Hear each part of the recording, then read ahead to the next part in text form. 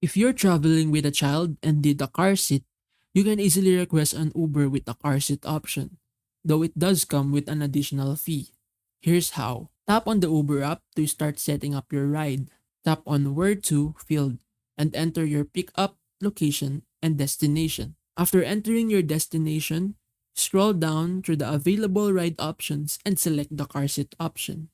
This will add the car seat to your ride. Note that it depends on your area. Once you've selected the car seat option, tap Confirm Car Seat to finalize your request. After confirming, your ride will be on the way. When the car arrives, you'll be responsible for securing your child in the seat. So some important considerations.